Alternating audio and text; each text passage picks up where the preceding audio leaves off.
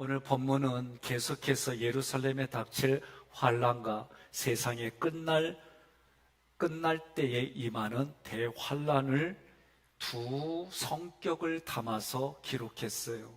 무슨 말이냐? 예수님 선포하신 이후에 AD 70년에 겪어야 될 이스라엘 백성들의 역사, 그리고 또 한 가지는 지금을 살아가는 우리들에게 앞으로 있을 대환난을 이 한 줄 한 줄에 담아서 선포해 주신 거예요. 여전히 하나님은 자기 백성을 사랑하십니다. 여전히 하나님은 자녀들을 돌보시고 사랑하십니다. 여러분과 저는 하나님의 자녀입니다. 하나님이 사랑하시고 하나님의 때를 따라 지금까지 돌봐주셨습니다. 남은 생애에도 함께할 줄 믿습니다. 다니엘이란 이름은 하나님의 재판관이라는 뜻이에요. 선지자 다니엘이 말한 바 15절 함께 봉독합니다. 그러므로 너희가 선지자 다니엘이 말한 바 멸망에 가증한 것이 거룩한 곳에 선 것을 보거든 읽는 자는 깨달을진저. 선지자 다니엘이 말한 바 이 구절은 하나님이 다니엘에게 말씀하셨어요. 말씀하신 대로 들어서 다니엘이 선포했습니다. 선포한 내용이 다니엘서 9장 24절로 27절, 11장 31절, 12장 11절에 나와요. 내용은 조금씩 차이가 있지만 이런 내용을 담았어요. 어떤 내용이냐? 12장 1절 함께 봉독하겠습니다. 매일 드리는 제사를 폐하며 멸망하게 할 가증한 것을 세울 때부터 1290일을 지낼 것이요. 아멘. 이 내용은 예수님 태어나기 전 주전 170년경에 일어났어요. 수리아의 왕 안티오쿠스 에피파네스가 예루살렘을 정복했습니다.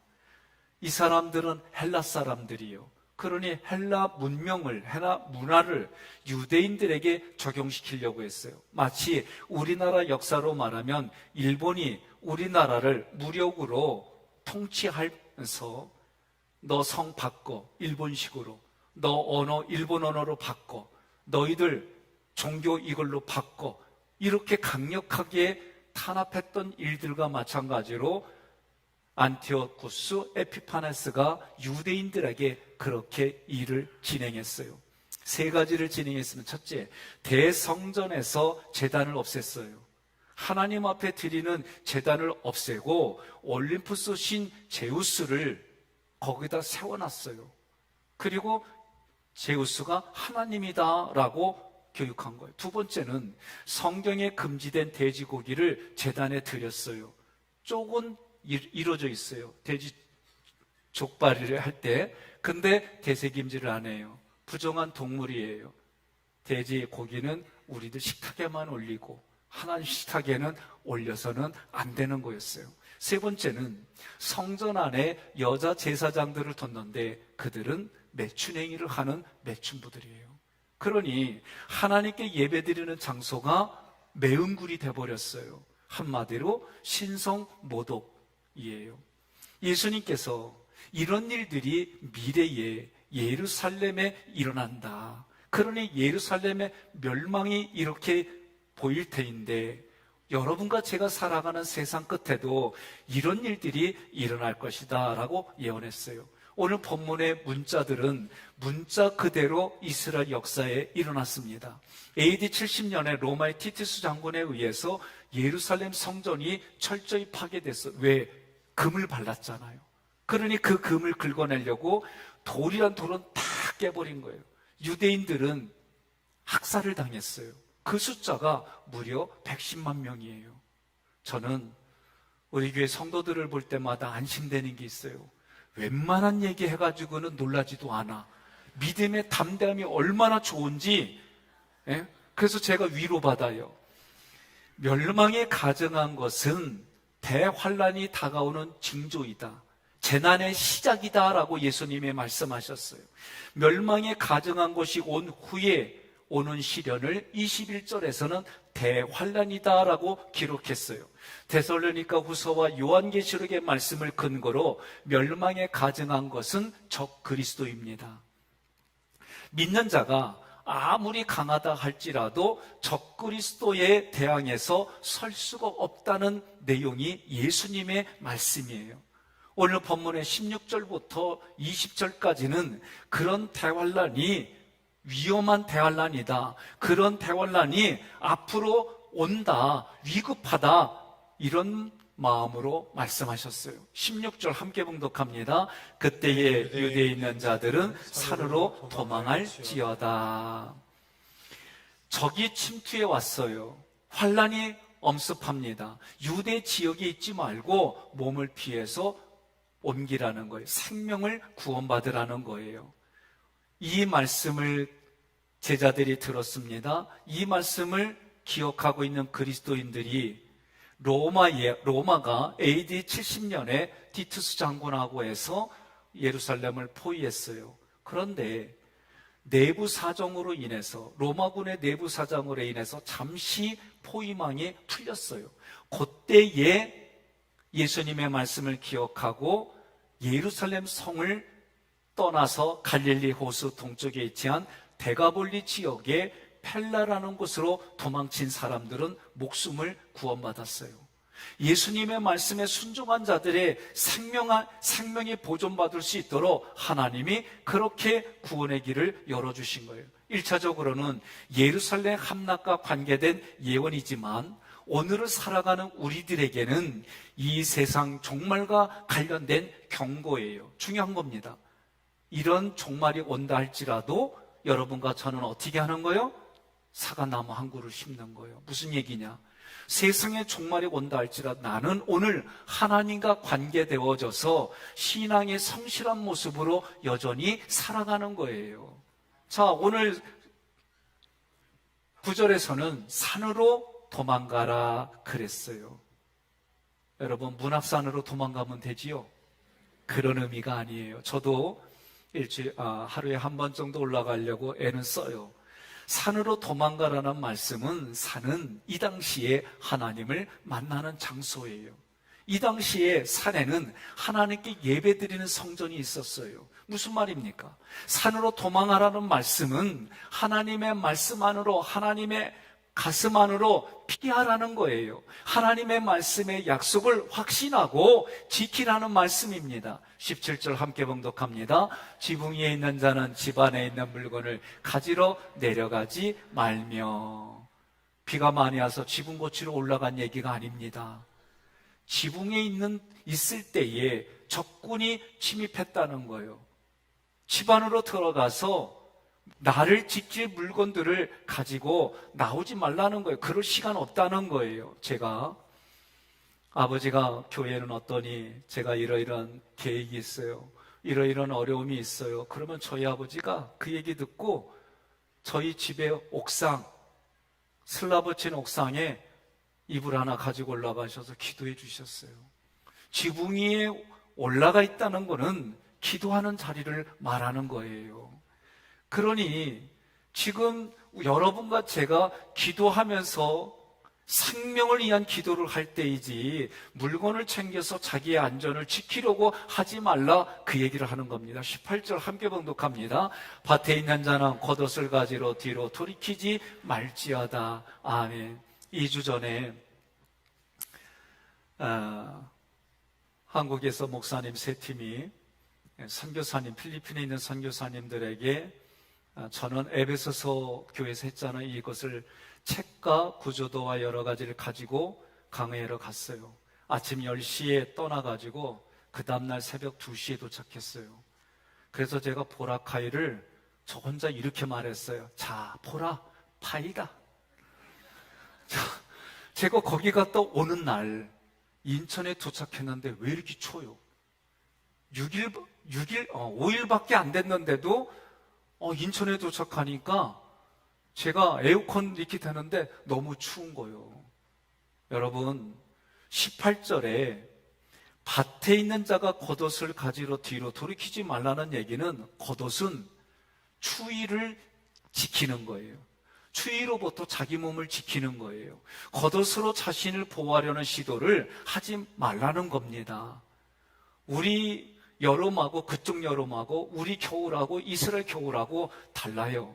16절부터 18절의 말씀은 환란의 날까지, 여러분과 제가 마지막 심판이 오는 날까지 내가 의지하던 육신이 있어요. 내가 의지하던 세상의 것이 있어요. 내가 의지하던 세상의 물질이 있어요. 이런 것으로 자기 자신을 보호받으려고 했던 것들을 붙잡지 말고 하나님 삼일체기, 하나님 살아계신 하나님을 붙들어라. 하나님의 약속만 믿고 하나님만 의지하는 믿음을 소유하라는 말씀이에요. 19절 함께 봉독합니다. 그날에는 아이벤 자들과 젖먹이는 자들에게 화가 있으리로다. 아멘. 그날은 환란과 박해가 본격적으로 시작되는 거예요. 여러분, 결혼하기 전에 총각 처녀들을 보면 우리나라 정서는 뭐라고 그래요? 결혼 언제 했냐고 물어봐요. 결혼하고 나면 뭐라고 그래요? 임신 안 하냐고 물어봐. 애 하나 낳는다면 그 다음 뭐라고 그래요? 둘째는 언제 낳냐고 그래. 이 얘기는 내가 만들어낸 거예요. 둘째 나면 뭐라고 그래요? 셋째 언제 낳냐고 그러잖아요. 우리나라가요, 전 세계에 유엔의 인권보고서에 보고됐는데 뭐라고 되느냐? 몇십 년 안에 멸망할 민족이 한민족이다. 왜? 출산율이 1도 안 돼요. 그런 상황입니다. 그러니 임신을 했다라고 할 때는 여러분 두려운 마음이지만 산모들을 보면은 신기한 그 신비감에 행복해해요. 부모님들 주변의 분들이 임신했다고 축하해줘요. 출산할 때는 고통스럽지만 출산하고 난 다음에 그 아이에게 자기의 젖을 물릴 때 엄마의 얼굴을 보면 얼마나 행복해 보이는지 몰라요. 이것이 산모만이 가지고 있을 수 있는 마음이에요. 그런데 그날에 산모를 비롯해서 자기의 아이까지 보호할 수 없는 환란이 닥쳐온다는 거예요. 이스라엘의 그 전쟁을 기록한 요세푸스라는 사람이 있어요. 그 사람이 쓴 유대 전생사에 의하면 AD 70년에 일어났던 예루살렘 멸망 당시에 그 안에 죽은 숫자만 110만 명이 넘는다는 거예요. 얼마나 많은 인원인지 몰라요. 그런데 그 죽음 가운데는 여성들과 임신한 산모와 어린아이들이 부지기수라는 거예요. 지금을 살아가는 우리들에게 이 구절은 어떤 구절일까? 지금 저희는 전쟁을 겪은 세대와 저처럼 전쟁을 겪지 않은 세대들이 혼합해서 살아요. 제가 중고등학교 때 들었던 교육은 어떤 교육이냐? 초등학교 때는 둘도 말고 하나나 잘 키우자라고 초등학교 때 그런 캠페인을 벌였던 대상들이 저희예요. 그러니까 지금 어떤 일이 일어나요? 하나도 안 되는 아이를 낳고 있어요. 제가 중고등학교 때 선생님부터 교육받은 게 뭐냐? 삼국 통일을 신라가 해서 잘못됐다는 거예요. 고구려가 통일했으면 저 요동 땅, 중국 땅과 러시아 땅까지 우리 땅이 될 수 있을 텐데 당나라하고 연합이 잘못됐다는 거예요. 이미 지난 얘기인데. 그래서 이런 말들이 얼마나 혹하는지. 그러면서 저희가 80년대, 90년대 이 시대의 교육의 많은 부분들은 어떤 거냐? 전쟁 물자를 줄이고 복지에 신경 쓰면은 이 나라 선진국으로 잘 산다, 이런 것이 대세였어요. 10년이 넘게 독일에서 메르켈 총리가 러시아와의 전쟁은 이제 일어나지 않을 거니까 거기서로부터 천연가스로부터 많은 에너지들을 수입하고 물자들을 줄이기 시작했어요. 지금은 어떻게 됐습니까? 전혀 상황이 달라졌어요. 유럽은 지금 하나가 돼서 전쟁 준비를 못했던 것에 대해서 후회하고 이제는 이런 일이 안 일어날 거라고 했던 이 일들이 깨지면서 전혀 다른 일들이 됐고 메르켈 총리의 그 좋았던 이론들이 지금은 전혀 지적이 되는 그런 일들이 되어졌어요. 교육과 정치는 100년 앞을 바라보고 준비해야 됩니다. 그때그때의 표만 얻으니까 우리는 역사를 가르쳐야 되고 역사를 제대로 배워야 돼요. 이 나라의 크고 작은 960여 채의 차례의 전쟁을 통해 우리는 자주국방을 실현해야 되고 내 나라, 내 민족, 내 가정, 내가 지키려고 하는 그런 의식들이 있어야 됩니다. 지금을 살아가는 우리에게 전쟁은 다시는 일어나면 안 돼. 어떤 이유로라도 전쟁을 일어나면 안 되는데 현실은 그렇지가 않아요. 아이벤자와 젖먹이는 자 무엇을 말할까? 전쟁이 일어나면 이만큼 고통스러운 일을 겪을 대상도 없어요. 그런데 오늘 성경 구절에서는 아이벤자와 젖먹이는 자는 미성숙한 자들을 말하는 거예요.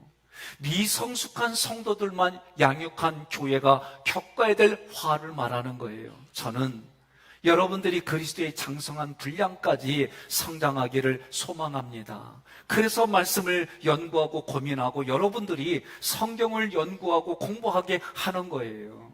원로 목사님은 트리니티로 하고 저는 이제 성경 하나하나를 가르치고 매주일마다 하나님의 의도가 이것은 아닐까 문법과 어근을 찾아가지고 함께 그 말씀을 나누는 거예요. 20절 함께 봉독합니다. 너희가 도망하는 일이 겨울에나 안식일에 되지 않도록 기도하라.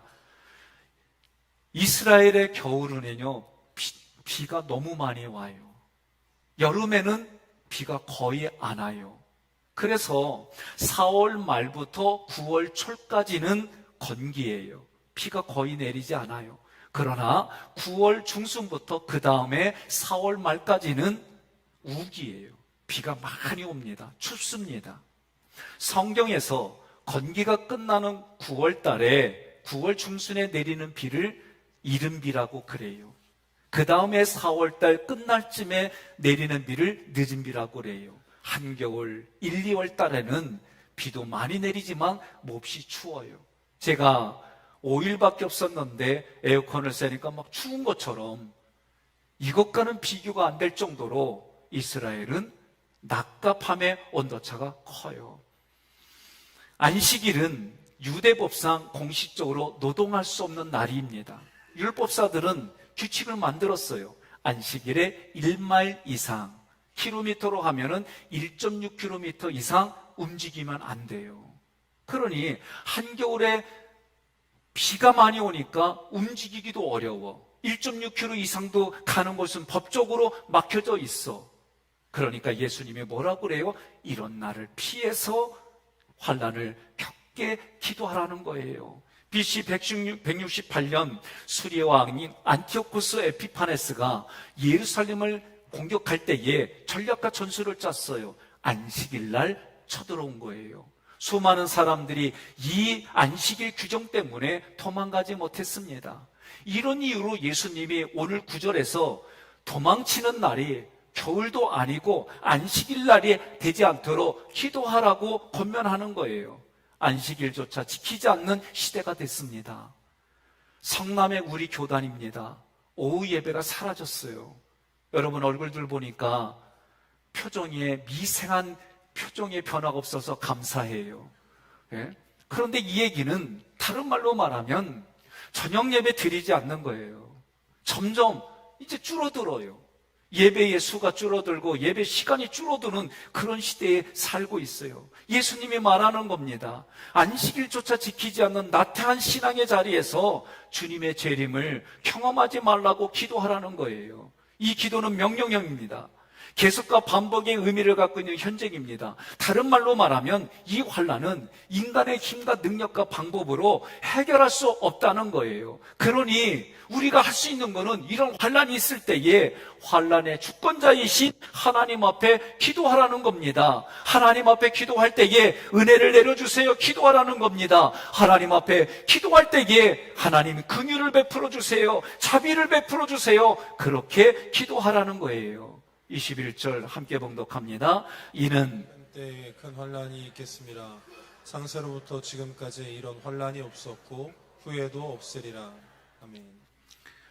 이 마지막 때에 오는 환란은 예수님 당시까지도 없었던 환란이다라고 그랬어요. 이 환란은 예루살렘 멸망을 가리키기도 하지만 인류 전체의 종말을 말하는 그 환란 이후에는 그런 환란도 없다는 거예요. 다가올 환란은 창세기로부터 예수님 당시까지 없었고 이 환란은 그 환란이 이루어진 이후에도 이런 환란은 일어나지 않는다는 거예요. 22절 내가 은혜가 되는 저와 같은 사람에게 은혜가 되는 구절이 함께 봉독합니다. 그 날들을 감하지 아니하면 모든 육체가 구원을 얻지 못할 것이나 그러나 택하신 자들을 위하여 그 날들을 감하시리라. 아멘. 여기서 택하신 자 에클렉토스는 고르고 골라서 정선한 사람을 말해요. 그 사람이 누구예요? 나예요. 그 사람이 누구예요? 나예요. 따라하라고 한 얘기요. 그 사람이 누구요? 나예요. 다시 한번 그 사람이 누구예요? 나예요. 여러분 중요합니다. 나는 구원받은 사람입니다. 하나님의 자녀입니다. 하나님 사랑합니다. 같은 표현들이에요. 그러니 지금 하나님이 고르고 골라서 골란 그 정선에서 택하신 사람들을 위해서 하나님이 자비를 베풀어 주시고 은혜를 베풀어 주시는데 고난의 그 환난을 줄여주신다는 거. 무슨 얘기냐? 예루살렘 성을 포위했을 때에 그때에 로마 군인들이 잠시 포위망을 풀어줬어요. 그때의 예수님의 말씀을 믿고 다른 사람들은 도망갔어요. 이런 것처럼 이렇게 도망가서 구원을 받은 것처럼 지금을 살아가는 우리들에게도 하나님은 시간을 감해주시는 방법을 주셨는데 그것이 십자가의 도다라고 말하는 거예요. 고린도전서 1장 18절 함께 봉독합니다. 십자가의 도가 멸망하는 자들에게는 미련한 것이요 구원을 받는 우리에게는 하나님의 능력이라. 아멘. 세상의 끝에 환난이 왔을 때에 여러분과 제가 십자가 복음 안에 있는 사람들, 십자가 능력 안에 있는 사람들, 십자가 보혈 안에 있는 사람들은 이 환난을 이길 수 있도록 하나님이 해결해 주시겠다. 여러분 동의하시면 믿으시면 아멘 하시기를 바랍니다. 중요한 거예요. 세상 종말이 온다 할지라도 염려하거나 근심하지 말라고 하는데 중요한 건 염려와 근심이 생길 수밖에 없는 게 우리 인생이에요. 23절 함께 있습니다. 그때 사람이 너희에게 말하되 보라 그리스도가 여기 있다 혹은 저기 있다 하여도 믿지 말라. 아멘. 환난이 극한 상태로 와서 그 환경에 있게 되면 사람들은요 내면이 다 바뀌어요. 그래서 나를 구원해 줄 메시아를 찾게 돼 있습니다. 이러한 심리를 이용해서 거짓 선지자들이 곳곳에서 그리스도가 이미 와 있다고 거짓 소문을 퍼뜨리는 거예요. 성경은 분명하게 말합니다. 이런 환난이 지나간 후에 모든 사람들이 동시에 볼 수 있도록 예수님이 그리스도로 이 땅에 강림하신다라고 말씀하셨어요.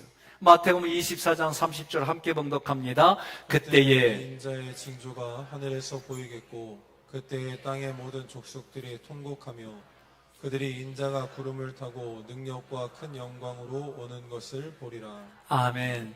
요한계시록 1장 7절에는 구름을 타고 오시는 예수 그리스도를 각 사람의 눈이 본다는 거예요. 찌른 자도 본다는 거예요. 다시 말해서 모든 족속이 그것 때문에 통곡하고 애곡하는 일이 있을 거라는 거예요. 여러분 잘 보십시오. 지구는 둥그렇습니다. 그죠? 반대에 있는 사람들의 문화나 행동들은 우리가 전파를 통해서는 알 수가 없어요. 그런데 성경은 이렇게 말하는 겁니다. 예수님이 오시는 것이 우리나라를 포함해서 전 세계에 동시에 사람들이 본다는 거예요. 안 믿겨지죠? 옆에 분한테 그래요. 신천지가 아닌 건 아는데 믿어야 돼 그러세요. 예?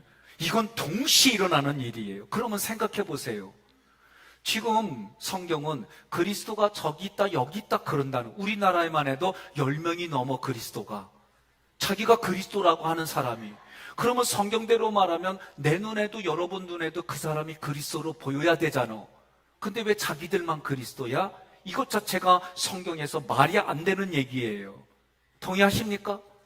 그리고 이미 문선명식이나 신천지의 초대 그 사람은 죽었잖아. 성경에 그리스도가, 새로 오시는 그리스도가 죽는다는 얘기가 있어요 없어요? 없어요. 조금만 보면은 알 수 있는데 많은 사람들이 이단에 현혹되는 거, 미혹되는 거예요. 오늘 성경은 예수 믿는 성도들까지 미혹한다는 거예요. 그러니 많은 분들이 정통 교단에 들어갔다가 이단에 가는 일들을 우리는 막아야 되는 거예요. 옆에 분에게 인사합시다. 하객교회는 1단이에요. 그러세요. 네? 우리는 정통 교단이란 얘기요. 1단 벗어나서 2단을 가면은 문제가 되는 거예요. 그러니 그리스도가 어디 있다는 소문에 미혹되지 말라는 거예요. 경찰서에 가서 검찰이 정명석 씨한테 물어봅니다. 그리스도냐고. 아니래. 그러고 나서 나와서는 뭐라고 그래요? 그리스도래. 근데 거기서 왜 그러냐? 거짓말도 전략이래. 여러분, 사회에서 거짓말하고 다른 사람의 물건을 빼갖고 물질을 빼갖고 그렇게 하는 사람들을 우리 뭐라고 그래요? 사기꾼이요. 예수님이 언제 거짓말 하셨어요? 중요한 얘기예요. 성도는 그리스도가 어디 있든지 어디 있다는 소문이 들릴 때마다 거기에 미혹하면 안 돼. 미혹당하면 안 돼요. 그리스도는 앞으로 오시는데 모든 사람이 동시에 예수 믿던 예수 믿지 않던 그 예수님을 동시에 다 본다고 성경이 가르쳐 주는 거예요. 여러분과 저는 그 예수님이 올 때까지 정결한 신부로 그리스도를 기대하고 기도하며 기다리는 거예요. 이게 에베소서의 말씀이에요. 24절 함께 봉독합니다. 거짓 그리스도들과 거짓 선지자들이 일어나 큰 표적과 기사를 보여 할 수만 있으면 택하신 자들도 미혹하리라. 아멘. 거짓 그리스도인들과 거짓 선지자들과 거짓 그리스도들이 일반 사람들과는 다르다라고 하는 것을 보여주려고 각종 기이한 일들을 행해요. 제가 볼 때는 이상한 짓들만 하는 거예요. 궁극적인 목적이 뭐예요? 예수 믿는 사람, 정통 교단에 있는 사람들까지 미혹시켜서 어떻게 해요? 멸망의 길로 끌어가려고 하는 거예요. 분명한 진리는 우리에게 보여주신 표적은 예수님이 성육신한 겁니다. 성육신하신 예수님이 십자가에서 보혈의 피를 흘리셨습니다. 그 예수님이 승천하셨습니다. 이것이 우리에게 보여주시는 표적이다, 기적이다 라고 말하는 거예요. 예수님이 25절에 말씀합니다. 내가 너희에게 미리 말하였노라. 지금 예수님이 앞으로 이루어질 사건을 눈에 보듯이 리얼하게 지금 제자들에게 말하는 거예요. 제자들은 미래에 이런 환난을 겪게 될 건데 오늘 예수님이 하시는 말씀을 가슴에 새기라는 거예요. 그래서 여러분, 우리가 주변에 그런 어려운 환난과 힘든 일이 보이더라도 마음 굳게 먹으라는 거예요. 오직 삼일째 하나님께만 초점을 맞추라는 거예요. 26절, 그러면 사람들이 너희에게 말하되 보라, 그리스도가 강에 있다 하여도 나가지 말고 보라, 골방에 있다 하여도 믿지 말며. 예수님이 미래에 일어날 일을 정확하게 말씀하셨어요. 내가 그리스도다라고 하는 사람들이 한국에만 해도 10명이 넘어요. 지금 전 세계적으로 보면 수십 명이요. 그러니 성경대로 여기 있다 저기 있다 하더라도 미혹당하지 말라는 거예요. 다 거짓말이라는 거예요. 우리 보고 뭐라고 그러는 거예요? 믿음을 지켜라. 27절, 번개가 함께 있습니다. 동편에서 나서 서편까지 번쩍임같이 인자의 임함도 그러하리라. 아멘. 여러분 기억하십시오. 번개가 꽉 치는데 10초 이상 번개 치는 거 보신 분 손 들어보세요. 10초 이상. 저는 못 봤어요. 영상 찾아도 없어요. 무슨 얘기냐? 번개가 동편에서 나서 서편까지 번쩍이는 순식간에 일어나는데 예수도 그리스도로 이 땅에 재림할 때에 순식간에 예수 믿지 않는 사람에게도 동시다발적으로 나타나신다, 그 얘기를 하는 거예요. 동의하십니까? 믿으십니까? 그러니 지금 여기저기 그리스도가 왔다고 거기 있는 사람들은 불쌍한 사람들이요. 그리스도의 재림은 모든 사람이, 우리나라뿐만이 아니라 우리나라의 반대쪽에 있는 사람들도 볼 수 있도록 공개적으로 순식간에 오시는 거예요. 이런 모습은 우리의 이성과 경험으로 이해되지 않아요. 그러나 재림하시는 예수님은 인간의 시공간을 초월해요. 우리가 명확히 이해할 수는 없지만 지구상의 모든 사람들이 동시에 보고 알 수 있는 모습으로 우리 앞에 나타나는 거예요. 그때 여러분, 우리는 어떻게 하나요? 어서 오시옵소서 주 예수여, 이 찬양을 부를 건지 아이고 이럴 틈도 없어. 성경이 말하는 거예요. 28절 함께 봉독합니다. 죽음이 있는 곳에는 독수들이 모일 것이니라. 아멘. 이 구절은요, 신학의 난제예요. 이것을 해석하는 데는 이러쿵 저러쿵 요러쿵 세 가지 견해가 있어요. 첫째, 로마의 군대는요, 깃발이 독수리 모양이에요. 그래서 독수리 깃발을 갖고 가는 거예요. 전쟁이 일어나면 마지막 보병이 깃발 꽂는 거예요. 우리나라는 대한민국 국기 꽂는 것처럼. 이런 모습으로 보는 거예요. 예루살렘을 포위하고 예루살렘을 멸망으로 오는 모습으로 보는 거예요. 두 번째는 그리스도인들이 그리스도를 발견해서 그리스도에게로 몰려드는 모습으로 보는 거예요. 세 번째는 재림하시는 그리스도가 보내시는 천사들이 타락한 세상과 적그리스도를 멸하려는 모습으로 보는 견해예요. 저는 이것저것 봐도 조금 이 마음이 안 내켜요. 그래서 어근을 찾아요. 문법으로 보는 거예요. 죽음은 이런 뜻이에요. 하나님으로부터 떨어져서 죽음의 냄새를 풍기는 존재가 죽음이에요. 독수리들은 이 죽음에서 풍겨지는 냄새에 미혹돼서 모여드는 부정한 자들이에요.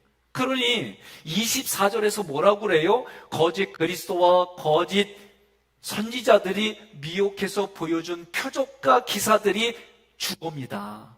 그 길에 미혹되어져서 모여드는 부정한 사람들에게는 그 자리가 죽음밖에 없다라고 가르쳐주는 거예요. 여러분, 말씀을 마무리합니다. 세상 끝에서 겪는 환난 후에는 온 세상이 어지러워요.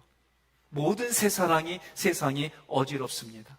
사람들 마음 안에는 불안과 절망과 죽음의 공포가 가득 찹니다. 여러분 기억하십시오.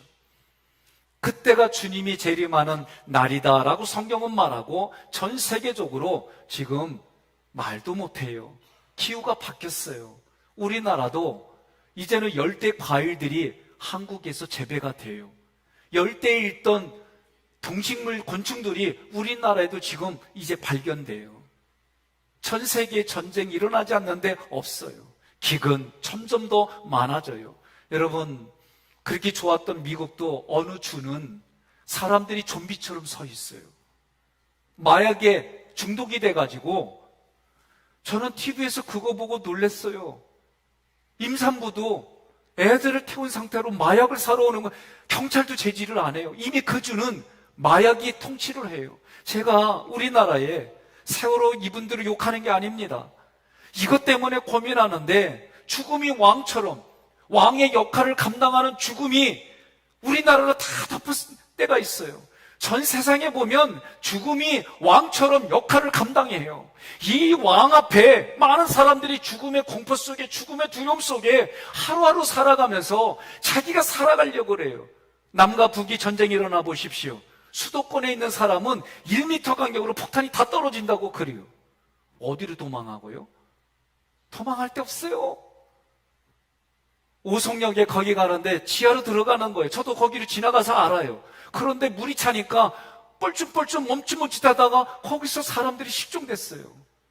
여러분, 지금이 마지막 때에 어느 때인지 모르지만 저는 마지막 때에 그 기간 중에 있다라고 보는 거예요. 여러분들이 의지하는 것은 삼일째 하나님, 그렇다고 해서 지금의 삶에 성실하게 준비하는 것도 포기하라 그런 얘기가 아닙니다. 우리는 여전히 영혼육이 하나님 앞에 살아갈 수 있도록 여러분과 저는 움직이고 살아가야 돼요. 열심히 일해야 돼요. 열심히 공부해야 돼요. 열심히 여러분들이 그 일들을 하는데 생명 살리는 일이 우선이 돼서 우리는 살아가야 되는 거예요. 주님이 재림하는 때가 언제인지는 알지 못하지만 성경을 근거로 볼 때에 이 일들이 우리는 그 기간 안에 있다라고 보는 거예요.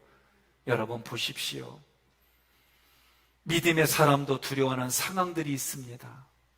믿음이 흔들릴 수밖에 없는 일들이 계속해서 일어나요. 여러분과 저는 그 마음에 주님이 심판주로 재림하시는 걸 믿으시고 그 예수님과 함께하는 그 자리는 마치 어린아이가 폭풍이 치고 비바람이 치는 그 험악한 날씨 속에서도 엄마의 가슴 품에서 새근새근 자는 어린아이처럼 주님이 내 손을 붙잡아 주시고 주님이 나를 때를 따라서 도와주시고 이 세상과 육신에 속한 곳으로 내가 가려고 하는 나를 붙잡아 주셔서 주님의 장중 안에 나를 붙잡아 주심을 믿으시기를 바랍니다. 우리는 불확실한 세상에 살아요. 그런 상황일지라도 오늘 말씀처럼 주님이 고르고 골라서 택하신 자가 오늘 여러분과 저예요.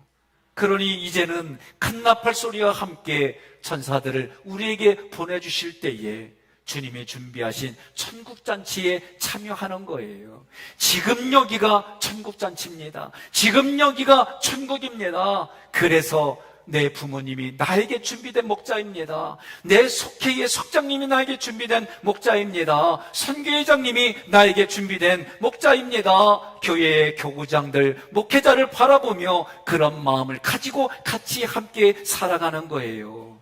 그런 의식을 가지고 그런 자리가 지금 드리는 예배이다라고 예수님이 가르쳐주는 거예요. 우리는 예배를 통해서 깨닫습니다. 십자가 복음으로 사는 삶만이 새하늘과 새 땅에 들어간다. 이 길로 예수님이 먼저 가셨고 그 예수님이 성령으로 나와 함께 하셔서 아버지께로 이끌어가는 길이다. 그 길에 우리는 이미 들어섰습니다. 이 길로 인도하시는 하나님의 은혜에 감사드립시다. 하나님의 사랑에 감사드립시다. 오늘도 나를 지켜주시고 나를 이끌어주시는 삼위일체 하나님께 찬양하며 영광 돌리십시다.